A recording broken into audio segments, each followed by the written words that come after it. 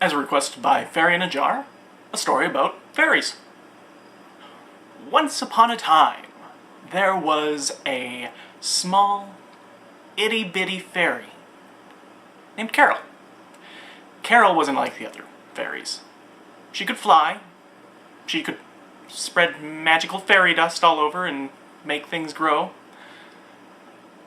but she wasn't like them. She didn't like to make things grow. She didn't want to fall in with all the other fairies as they were flying around, making the forest all nice and green. No, what Carol wanted to do was explore the world. And being a fairy, and an itty-bitty fairy at that, the world was huge. To you or me, being human, the world is already quite big, but imagine to a being that was so much smaller to us, how much larger the world would be. Her little forest, something that we would walk through in a day. To her, that was like what the world is to us. But that little forest wasn't enough for her.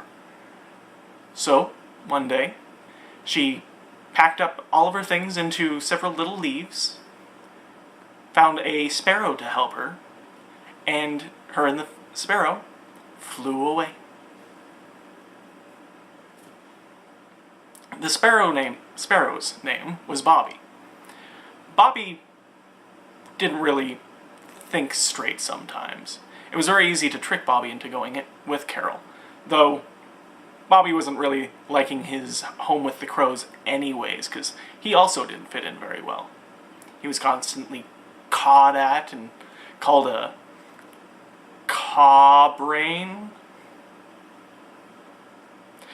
So he was quite happy when Carol offered to let him take all the bags on their trip. Not that she could carry everything, she was carrying her whole house with her.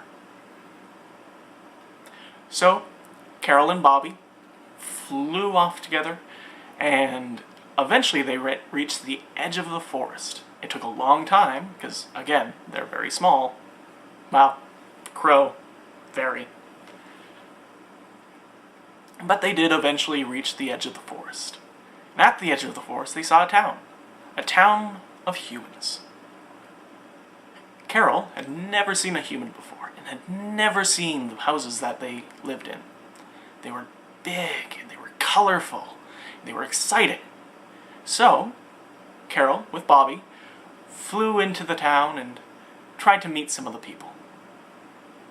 When she first flew in, most people just assumed she was a bird. But when she started to speak up in her tiny little voice, "Hello? Hello, anyone? Won't anyone tell me where I am?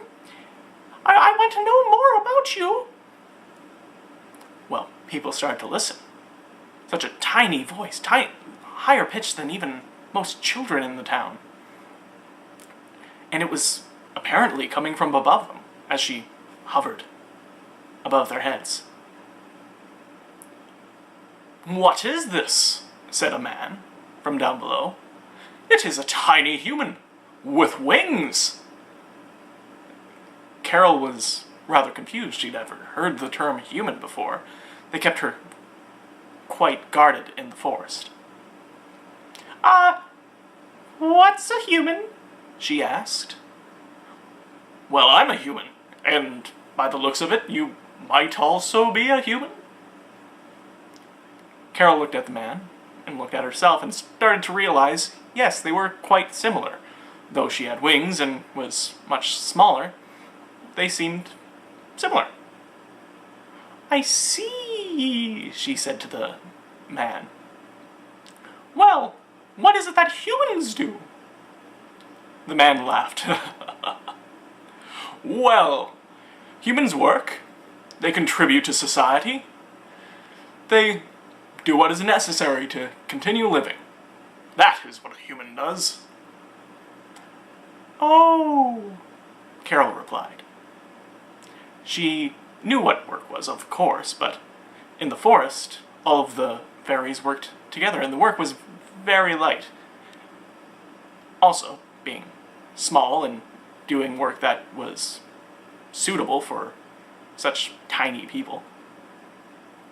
She was quite used to simple work like carrying around nuts and, well, though she didn't like it much, caring for the gardens and for the trees. What she found when she got into the town was the work that humans did. That work was tough.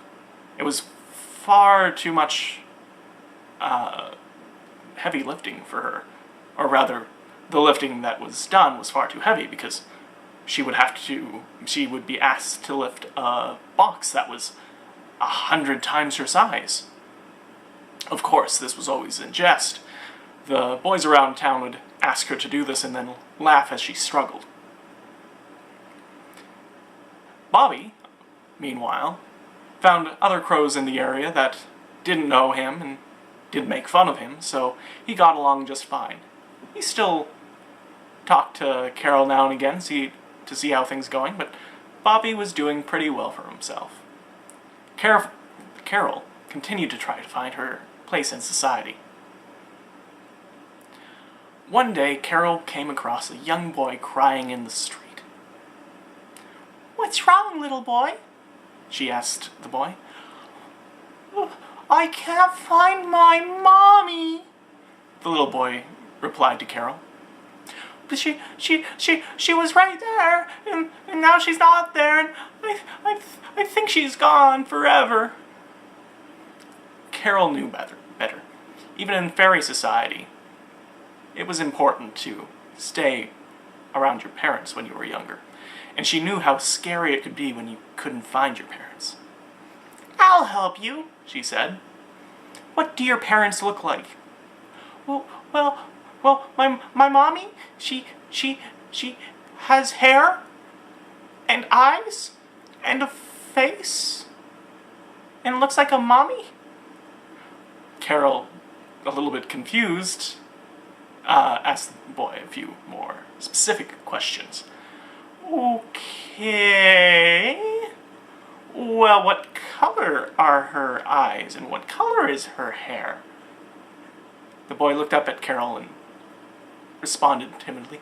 "Well, her hair is brown and her eyes are brown, like mine." "Okay," Carol responded. "I'll see if I can find her." And she flew up and she searched around and she found out that most of the population of the village had brown hair and brown eyes. So she flew back to the child and talked to him once again. Is there anything else you can tell me about your mommy?" "No." Carol sighed. "Okay, well, I'm sure your mommy didn't leave you. Your mommy would never leave you alone. She's probably looking for you right now, so I'll stay with you and take care of you until she's back." The little boy looked up at Carol and thanked her. Thank you, little person. Mommy? Little mommy?" Carol laughed. "Not a problem. So now, what should we do? Let's play a game." Carol and the boy played for hours and hours, and she started to get worried that the mother would never show up. But eventually, the police of the town came by and saw her playing with the little boy and came up to Carol and asked her what was going on. Apparently, the mother had lost the boy on the other side of town.